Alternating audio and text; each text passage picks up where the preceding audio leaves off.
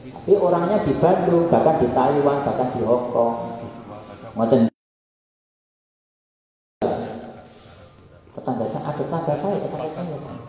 Tapi ternyata adik saya yang di Taiwan terbelit hutang, bahkan terancam untuk dideportasi begitu. Wah, yo, adik saya ya.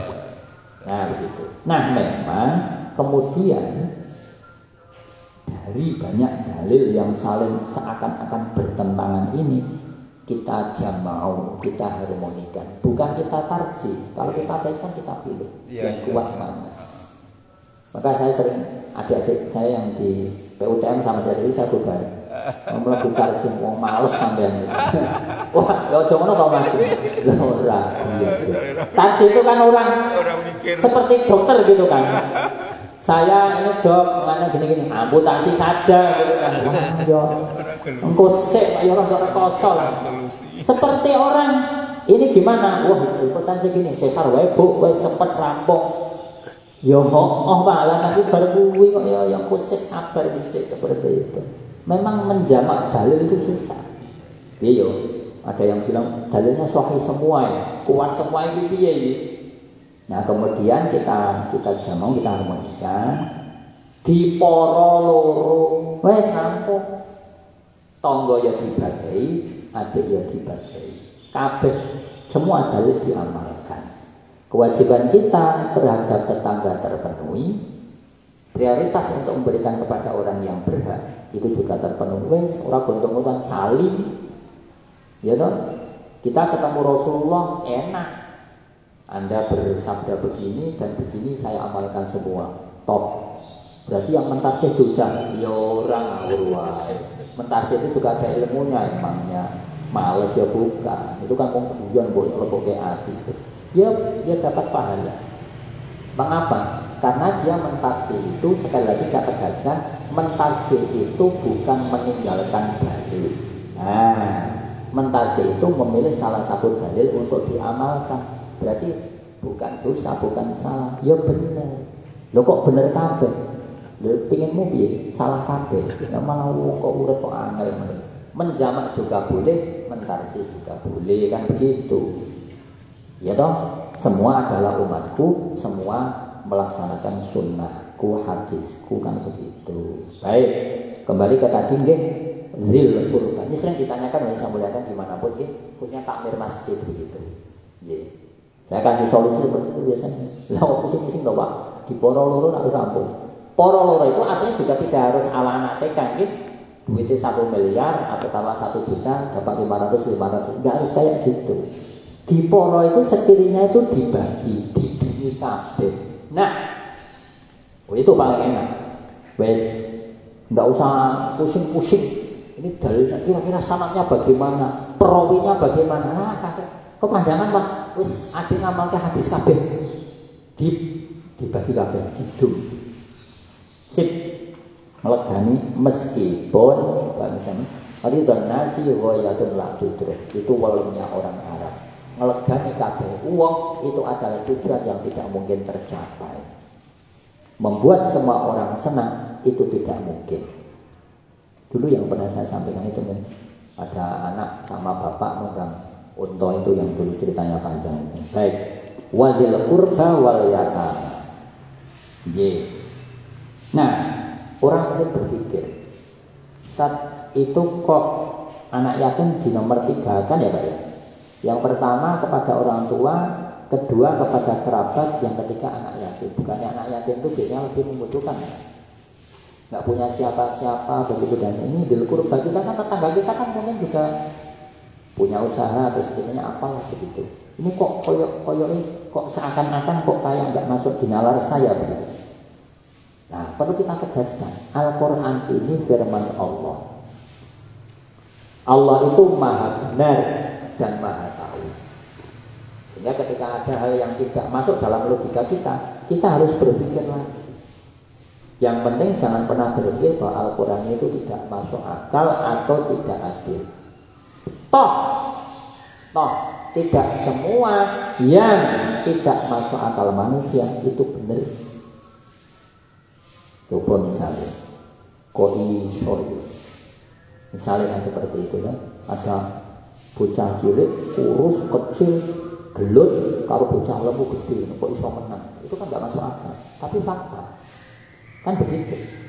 Nah, sehingga kembali ke tadi wal yatama. Apa sih rahasia hikmah kenapa al yatama itu dinomor-3kan daripada dzil qurba? Nah, Bapak ini bisa melihatkan, ya masalah big datanya tentu harus penelitian ya. Tapi sering saya menemui faktanya, memang kecenderungan orang itu kalau mendengar atau melihat tahu anak yatim itu simpati, empati, kasih sayangnya muncul secara naluriah. Saling menengku pun yatim, oh ya Allah, nyaduk. Biasanya begitu. Sehingga sering saya menemui anak yatim itu justru akhirnya sumber income-nya itu berapa. Mengapa? Karena status yatim, diksi kosakata yatim itu memang betul dalam tanda kutip itu marketable, menjual. Tapi kalau misalnya tetangga atau saudara kerabat, kadang-kadang monggo kita kembali ke masing-masing. Kapan sih kita ngasih bebunga? Apa sih tanda terima kasih atau apalah berbagi kenikmatan dengan adik, kakak, pak lek, pak D dibanding dengan anak yatim? Rasa-rasanya jarang. Tapi kalau memang anak yatim, tapi kalau pak D dengan pak D itu kalangan, terus kapan-kapan boleh lihat wis mari. Lu piye sih? Biasanya begitu. Tapi kalau santunan anak yatim, masya Allah itu, gitu. Nah, sehingga kita bisa melihatkan anak yatim itu dinomor-3kan. Sekali lagi perlu dipahami secara dengan kepala dingin. Bukan kok Islam atau Al-Quran menomor-3kan anak yatim, memandang anak yatim itu tidak perlu dikasihani, bukan. Ini sebaca semacam treatment dari Al-Quran. Memang harus digitukan. Karena orang lebih termotivasi, lebih terfikirkan, lebih terbangun niat semangat untuk membantu, menyantuni, mengasuh, memperhatikan, peduli terhadap anak yatim daripada dzil qurba. Sehingga ya kalian kok aneh lah, kalau bahasanya anak muda yang dekat aja ada, kenapa mikir yang jauh? Kira-kira gitu ya Mas Rosyid ya, bahasa anak mudanya gitu. Jadi kita ini diingatkan oleh Allah menyantuni anak yatim itu penting, tapi jangan lupa juga yang terdekat. Karena yang terdekat itu adalah yang selalu menolongmu, mendukungmu, membantumu, dan biasanya paling sering kamu lupakan. Nah, kira-kira seperti itu makna tersiratnya. Bukan kok lu anak yang kok nomor 3 ini. Dia tetap penting, porsinya ada sendiri. Tetapi ini fakta di lapangan bahwa memang dzil qurba itu sering tidak kita pedulikan, kita acuhkan. Karena apa? Karena kita lebih fokus kepada, sehingga Pak Ustaz muliakan, tidak usah kaget, tidak usah heran. Sering menjadi gunjingan di masyarakat. Anak yatim, Masya Allah, uang di banknya berapa, beli ini, beli itu, seperti itu. Sebenarnya tetangga kita, ya kan, orang yang terdekat dengan kita, kadang-kadang buatan kopenan, alias apa, tidak kita pedulikan. Maka Al-Baqarah 83 mengingatkan kita, tauhid alias beribadah kepada Allah, berbuat ihsan kepada orang tua dan orang terdekat, baru anak yatim. Anak yatim itu memang harus kalian santuni. Hadisnya banyak, dalilnya banyak, tapi jangan lupa yang terdekat. Nah, kira-kira seperti itu. Sehingga ini menjadi pemahaman kita. Bukan kok Islam itu menganggap tidak penting anak yatim, menganggap anak yatim itu dikerek, diakhirkan dalam arti ya nanti boten. Tetapi ini semacam treatment, karena memang seringnya seperti itu. Orang kalau disebut tadi si A sakit atau apalah musibah apa, yatim, kita semangat banget. Jadi, tapi kalau tadi itu ya adik, kakak, sepupu, kemudian karib, tetangga, kesusahan, kadang-kadang kita malah ya membantu, ya simpan, ya empat, tapi tidak sebegitu cepat ketika kita berbuat baik kepada anak yatim. Baik, saya muliakan, ada waktu kurang lebih 10 menit, monggo barangkali yang ingin menanggapi. Siapa? Pak Suyes, monggo. Baik, terima kasih Ustaz. Terkait dengan wabil walidaini ihsana. Ya. Artinya berbuat baik kepada kedua orang tua. Ya. Kadang terjadi, ini kasus saja lah. Kadang terjadi kalau ibu rata-rata mesti kasih sayang pada anak itu tulus. Yeah. Tapi kadang-kala ada bapak-bapak yang tidak tulus kasih sayangnya terhadap anak. Yeah. Misal saja dia tiba-tiba meninggalkan istrinya, bahkan anaknya. Yeah. Kemudian dia punya apa namanya? Will ya sebenarnya. Wanita idaman. Oh iya. Kan banyak itu Ustaz yang seperti itu. Okay. Sampai-sampai dia meninggalkan anaknya, nggak tahulah itu adalah urusan anak, urusan ibu itu loh.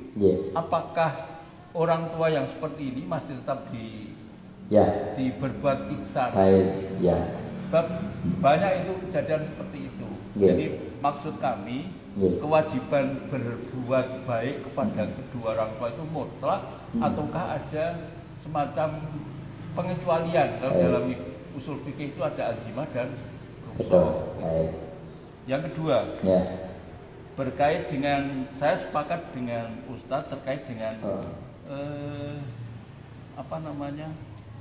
sekarang ini kan banyak anak-anak yang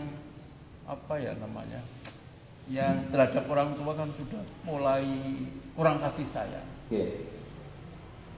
Maksud saya adalah, apakah kalau sampai nanti anak itu menaruh di panti asuhan, panti jompo, itu apakah anak juga katakanlah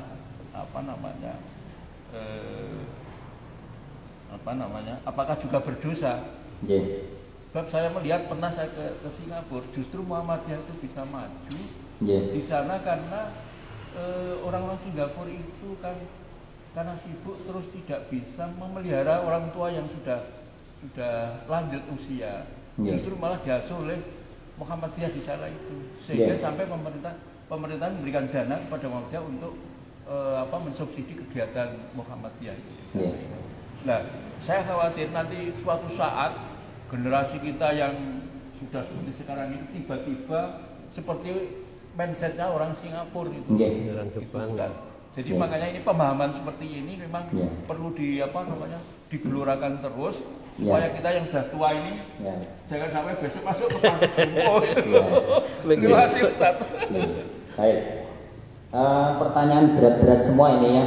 Mudah-mudahan kalaupun tidak bisa setiap 10 menit bisa. Ya, ilmu itu kan nggak harus selesai ya. Gitu. Yang pertama, kalau di surah Luqman ayat 14 sama 15 itu memang koid atau batasannya itu mengajarkan kesyirikan ya. Wa wasainal insana biwalidayhi hamalat ummuhu wa bisaluhu. Terusnya nanti ada wa ijahadaka ala itu. Jadi yang populer dan tersurat itu adalah selama tidak mengajarkan kepada kemusyrikan, maka berlaku hukum asal berbakti kepada kedua orang tua.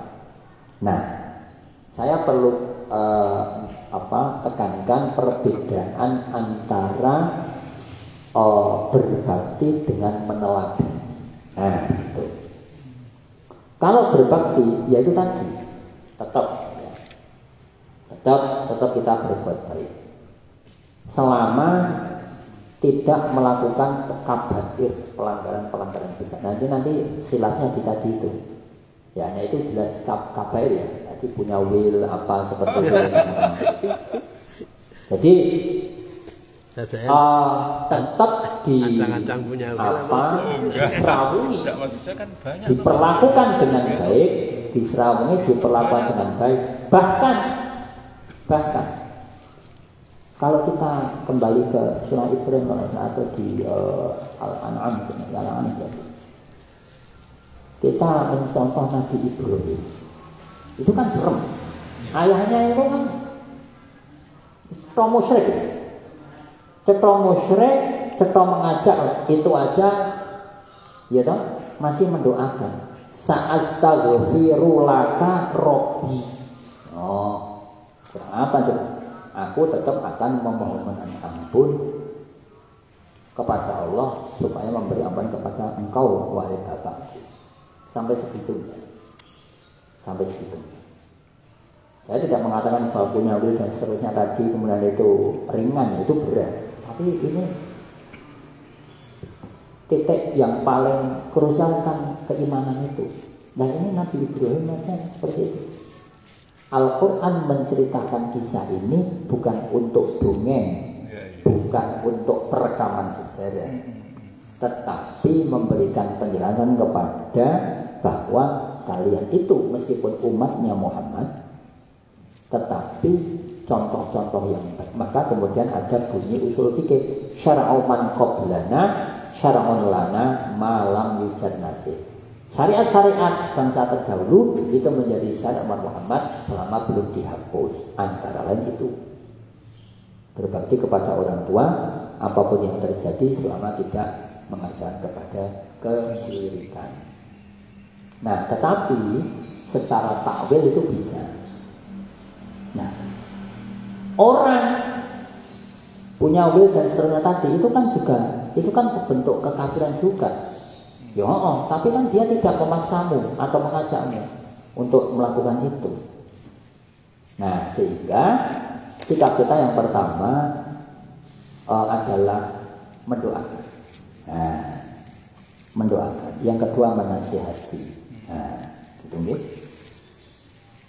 Bahkan kalau kita kembali ke kisah Nabi Ibrahim, justru ketika kita menemui kasus serupa, justru pendampingan kita, pendekatan kita harus lebih kuat. Nomor, karena logisnya kalau kita jauhi, ya kecuali kalau kita jauhi itu karena kita merasa sudah ada yang mendampinginya secara pemahaman dan keagamaan ya, mengingatkan gitu. Tapi kalau kemudian juga orang seperti itu kita jauhi, loh dia baru bisa dapat pintunya dari mana? Loh kan itu dari Allah, ya nanti saat bersama Gusti Allah. Waduh, ya lo gitu nggak usah dakwah, nggak usah ngaji, nggak usah perlu bukan, nanti ya saat bersama Gusti Allah. Ya udah, manusia harus setidaknya tadi, gitu. Kalau kita nanti menghadapi Yang Maha Kuasa, kita merasa sudah melaksanakan kewajiban kita. Nah seperti itu. Nanti kalau ditutup gimana? Loh bukannya justru kamu itu sebagai anak harusnya mendampingi bapakmu yang seperti itu. Lah wong bapakmu dikacani setan kok kamu tinggal gitu. Loh kamu berarti berkonspirasi dengan setan untuk mencelakakan bapakmu berarti. Oh enggak serem kalau itu. Nah maka sekali lagi kembali dengan Pak Sukis, apakah orang tua yang seperti itu harus tetap kita perbaiki? Justru harus lebih banyak kita Mengapa? Ya toh? Karena saat seperti itu berarti orang tua kita memang sangat membutuhkan justru.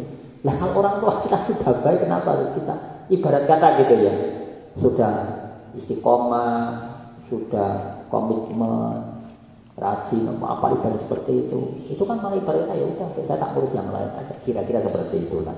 Ya toh? Jadi justru pelanggan seperti ini malah harus sering kita dampingi.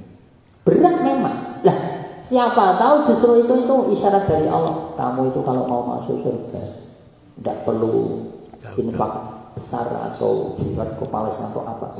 Itu medan pintu surgamu itu orang tuamu.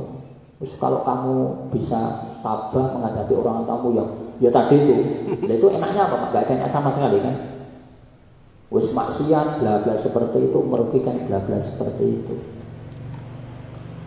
Kami saya melihatkan, ya contoh Nabi Ibrahim. Loh, saya membayangkan Rasulullah lah, tidak usah jauh-jauh. Kalau kita, ya udah kita umat Muhammad, Rasulullah.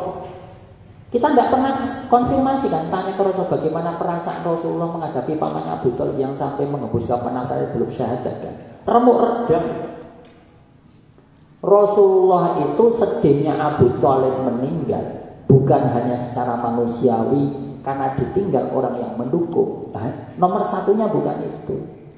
Karena kalau kita mempunyai prasangka bahwa Rasulullah itu sedih karena Abu Thalib meninggal karena khawatir tidak ada yang mendukung, sama saja kita menuduh Rasulullah itu cemen, cengeng, pengecut, dan itu tentu bukan Rasulullah. Rasulullah itu sedih yang nomor satu karena sampai akhir hayatnya Abu Thalib tidak mengucap syahadat. Perasaan paling remuk Rasulullah, titik nadir Rasulullah sebagai manusia biasa yaitu. Maka turunlah ayat innaka la tahdi man ahbabta walakinnallaha yahdi man yasha. Itu yang benar seperti itu. Selama ini kan kita berpikir karena Rasulullah itu kehilangan orang yang menopang, yang selalu mendukung dia. Lah emangnya Rasulullah cemen? Ayatnya turunnya nggak kayak gitu. Wahai Rasulullah, tenang aja. Kalau Pak Lekmu itu meninggal, ada Umar, ada Abu Thalib, ada saya. Enggak kayak gitu mah ayatnya. Allah itu menenangkan hari ini bukan itu. Saya tahu wahai Muhammad, kamu itu sedih. Gegara kamu itu kepikiran, remuk redam hatimu itu karena enggak kamu berdakwah kemana-mana mengislamkan Khadijah, Ali, mengislamkan Umar, bla bla bla bla. Mengislamkan orang yang terdekat dengan kamu aja kamu enggak bisa. Saya tahu kamu remuk redam. Maka innaka la tahdi man ahbabta. Sesungguhnya yang memberi hidayah bukan kamu, itu bukan salahmu, tapi hak memberi hidayah itu adalah di aku, di Allah.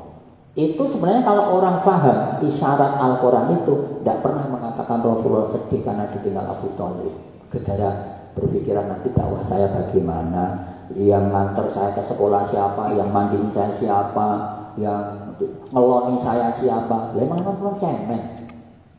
Tapi yang paling difikirkan itu remuk redam.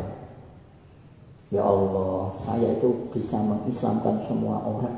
Kok Pak Lek saya sampai akhir hayatnya tidak bisa mengucap syahadat. Sedih banget itu.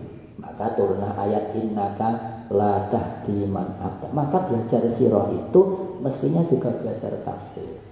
Kan begitu.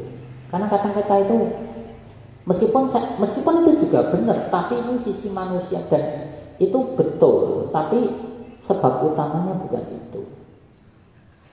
Maka kemudian ada Abul Huzn, tahun kesedihan. Sedihnya Nabi yang nomor utama, nomor satu adalah itu. Nomor dua secara manusia, ya lumrato. Itu Rasulullah yang mengajarkan kamanungsaneng menungso, kemanusiaannya manusia. Wajar siapa sih orang yang ditolong kemudian yang menolong itu meninggal dia enggak sedih. Gitu loh. Meskipun dia kafir, tetap sedih, lumrah. Tapi yang nomor satu adalah karena Rasulullah kayak merasa gagal memberi hidayah kepada orang yang terdekat. Maka turun innaka la tahdi man ahbabta. Sesungguhnya engkau tidak bisa memberi hidayah kepada orang yang kamu cintai, apalagi kepada orang yang membencimu. Abu Jahal, Abu Lahab, wa alihi wa ashabi ajmain itu. Karena itu yang bikin sedih Rasulullah itu bukan Rasulullah, wah aku kok ijen, terus aku nak dikuyok-kuyok, dibandemi waktu. Nah itu gak dirasakan sama sekali. Rasul itu pejuang, orang yang sabar. Dan seperti itu. Nanti yang beliau pikir adalah maka turun seperti innalladzina kafaru sawa'un 'alaihim anzartahum am lam tunzirhum la yu'minun lasta 'alaihim bimusaitir wa dzakir innama anta dan seterusnya itu. Yang di dalam Al-Qur'an, di dalam bahasa Arab disebut ayatut tasliyah. Ayat-ayat yang turun untuk menenangkan, menenteramkan ngayam-ngayami Rasulullah. Ada yang bikin bahasa seperti Al-Azhar, ayatut tasliyah. Ya kan? Dirosah maudu ayat tahliliyah, kajian tematik analitis. Mana? Kenapa ayat ini turun seperti itu? Jadi, saya muliakan. Nah, kembali kepada Pak Sukes, sehingga jurang yang memisahkan kita adalah in jahadaka ala antusyrika bi wala tutihuma. Baru saya muliakan berikutnya, lu bayangin Bahkan ketika ada orang tua memaksa kita, memotivasi kita, terus mengatakan bahwa kita naudzubillah berkesyirikan, tetap setelah itu ayatnya berbunyi wasahibhuma fid dunya ma'rufa. Sahibilah, dampingilah, temanilah keduanya secara urusan duniawi secara ma'rufah. Itu artinya apa? Ya, seorang muslim terikat dalam dua ikatan, hablum minallah, ikatan kepada Allah, dan hablum minannas. Selama orang tidak udik-udik masalah hablum minallah, maka rumusnya wasahibhuma fid dunya ma'rufah. Di akhirat sudah bukan urusan kita, tapi urusan Allah. Tugas kamu di dunia tetap wasahibhuma fid dunya ma'rufah. Itu orang sudah memaksa untuk kesyirikan loh. Apalagi dalam tanda kutip kalau cuma bil dan padahal itu dosa besar. Nah, ya tapi kan mosok lah itu tadi saya katakan. Siapa tahu memang pintu surga kita itu di situ.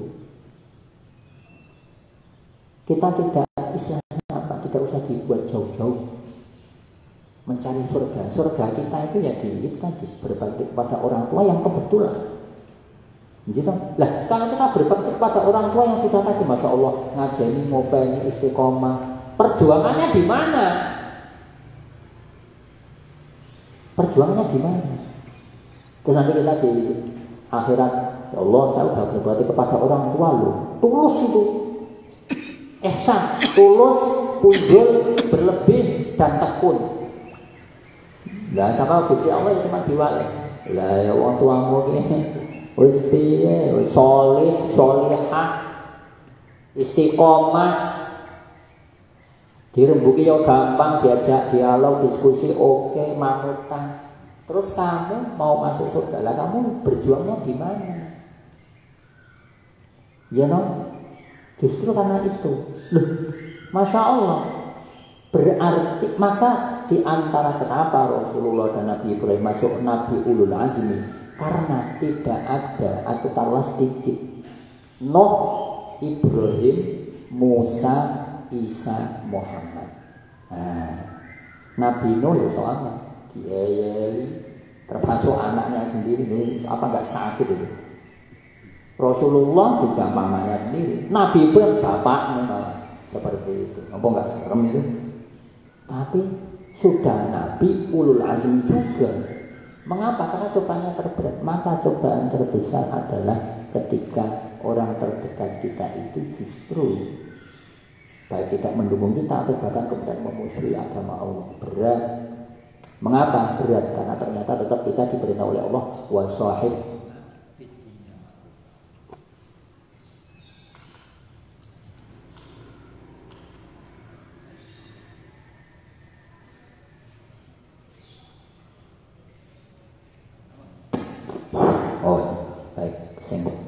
Nah, yang kedua pertanyaan. Koyo ngerti banyak jam 7:30. Oke. Yang kedua adalah apa tadi Pak Sudis? Yang pertama apakah berbakti kepada orang tua itu mutlak? Yang kedua apa? Nanti jumpa Pak. Betul ya. Nah ini juga misalnya tema yang sangat kompleks ya. Baik. Yang pertama memang kepada pemahamannya saya maksud misalnya kalau kata Pak Dono itu kabeh nganggo tiki mongso, ada masanya memang ya. Kadang kita juga tidak bisa menyalahkan era atau masa ya, di mana pemahaman publik, pemahaman masyarakat, pemahaman kebanyakan seperti itu. Nah oleh sebab itu memang weling atau wasiatnya Ali bin Abi Thalib, adibu auladakum, apa itu berikutnya, li'annahum khuliqu atau wulidu fi zamanin ghairi zamanikum aw kama qala, didiklah anakmu karena dia hidup nanti di era yang tidak seperti eramu. Nggih. Itu pemahaman tentang perubahan era atau suatu masa begitu nggih. Ya sangat mudah untuk kemudian maksudnya begini, ya paling mudah kita tidak bisa kan misalnya tidak usah jauh-jauh, jangankan kok misalnya Pak Sukes dengan Talah Cucu, saya dengan Mas Rosyid, Mas Rosyid dengan adik kalian itu kan sudah beda. Gen Z, gen milenial, gen alpha itu udah beda banget, beda 10 tahun udah beda banget. Mengapa perbedaan itu mencolok? Karena pemahaman informasi pengetahuan itu dipercepat dengan adanya media informasi itu. Dulu orang lahir awal 80, 70, 60 ke belakang itu perbedaan karakter, pemahaman, mindsetnya, falsafah hidupnya nggak begitu jauh. Mengapa? Karena pemahaman informasi itu sangat lambat. Memang sekali saya katakan hidup itu selalu ada plus minusnya. Dengan adanya media informasi kita bisa cepat tahu besok Sabtu pagi libur atau tidak dan seterusnya dan seterusnya. Tetapi juga antara lain seperti itu. Kadang-kadang maka nggak bisa bayangkan dalam hadis yang sering kita dengar di antara tanda kiamat adalah munculnya anak kecil beruban. Itu bisa dalam arti secara makna hakiki atau makna majazi. Makna hakikinya ya memang faktanya begitu kan. Banyak anak-anak beruban kan begitu nggih. Secara majazi memang ada anak-anak yang sudah memikirkan pikiran-pikiran orang tua kan seperti itu. Nah, kembali ke Pak Sukes, lumrah dong, wajar kalau kemudian ada perasaan-perasaan seperti tadi misalnya nanti kalau tua belajar seperti itu. Maka rumusnya seperti dalam hadis, birru aba'akum taburrukum auladukum au kama qol. Berbuat baiklah kepada kedua orang tuamu supaya anak-anakmu nanti berbakti kepadamu. Orang tua saya sudah meninggal, gampang didoakan, kita bersedekah. Kalau dalam istilahnya wong Jawa ngirim simbah. Ngirim simbah itu mung tembung apa cara bodone wong Jawa.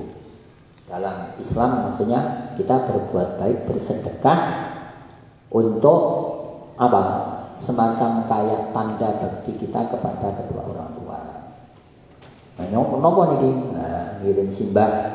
Itu kan kalau mau dijelaskan, saya berdoa kepada bahasa fikihnya al-wasilah bil a'mali sholihah. Nah, gitu.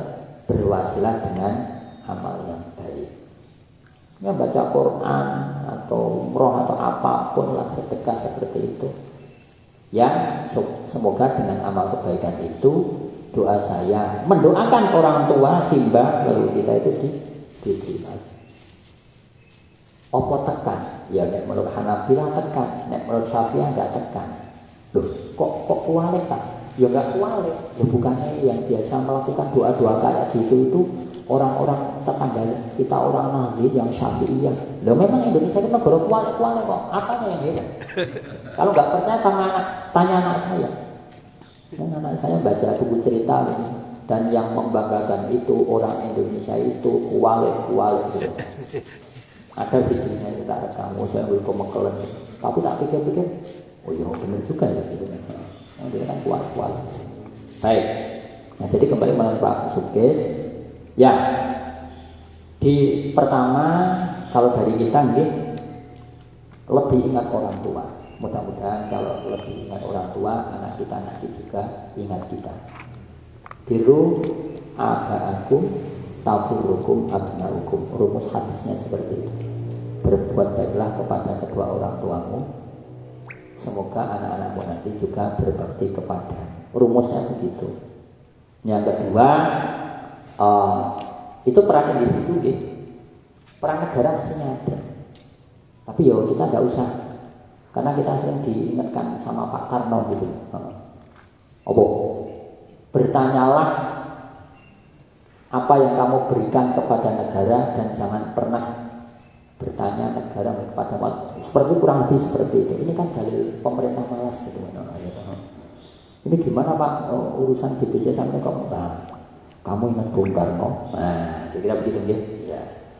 Itu karena apa? Kalau kita nanya negara itu entah negara kita itu Ada atau tidak saya tidak tahu. Katanya ada, tapi kok undang-undang hukum tidak pernah ditegakkan gitu ya. Jadi wis langsung mikir negara cuma seperti itu. Gitu ya. Jadi mestinya ada, peran negara itu ada. Yang saya maksud apa? Ya itu nanti kalau ada penataran P4, penataran calon pegawai KPK, bla bla bla, kita bertanya apakah para pejabat itu tidak akan pensiun? Setelah pensiun apakah mereka itu bisa menjamin bahwa anak-anak mereka nanti akan ingat mereka?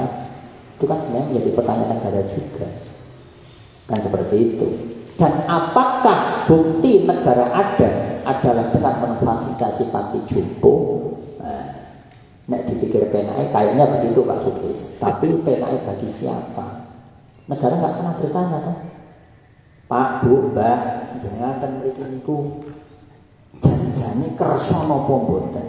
Jane nggih mboten Pak, kula iku dipeksa kalih putu kula, kalau kula niku ngrepotke, kula niku angel kandhane, kula bladar. Berarti kan mboten. Kan seperti itu. Ngoten nggih, jadi ada peran negara. Ya Bu Sumi, dipun nggih. Ya. Waalaikumsalam. Nggih. Betul. Tulus itu yang muhsin, Bu.